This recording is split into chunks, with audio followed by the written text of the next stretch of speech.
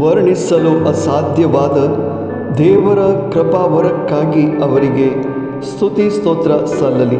2 ಕೊರಿಂಥ ಅಧ್ಯಾಯ 9 ವಾಕ್ಯ 15. ಪ್ರಿಯ ಸ್ನೇಹಿತರೆ, ನಮ್ಮ ಜೀವನ ದೇವರ ಕೃಪೆಯ ವರದಾನದ ಕೊಡುಗೆಯಾಗಿದೆ. ಈ ಜೀವನವನ್ನು ನೀಡಿ ನಮಗೆ ಅವರ ದೈವ ಕೃಪೆಯಿಂದ ತುಂಬಿಸಿದ್ದಕ್ಕಾಗಿ ದೇವರಿಗೆ ಕೃತಜ್ಞರಾಗೋಣ ಮತ್ತು ಮುಂದೆ ಬೇಕಾದ ಕೃಪೆಯ ವರದಾನವನ್ನು ನಮಗೆ ನೀಡಿರಿ ದೇವ ಎಂದು ಪ್ರಭು ಯೇಸುವಿನ ನಾಮದಲ್ಲಿ ಪ್ರಾರ್ಥಿಸೋಣ. ಆಮೇನ್. वरनों को नजो जल्या या देण्या खातीर देवाक अर्गां जावं. 2 कोरिंथ 9:15.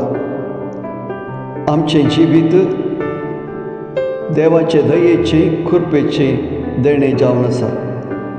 हे जिवीत दिवन ताच्या देण्यांनी आमकां भरल्या खातीर आमी सदांच ताका अर्गां दिवया आनी मुखल्या जिविताक जायजल्ली ताची कृपे देणी आमकां फावो कर म्हूण जेजूचे नांवान आमी मागया. आमेन.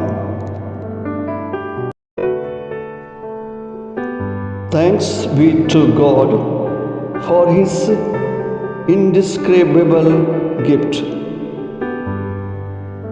Thanks be to God for His indescribable gift. 2 Corinthians chapter 9 verse 15. Have a blessed day, my dear friends.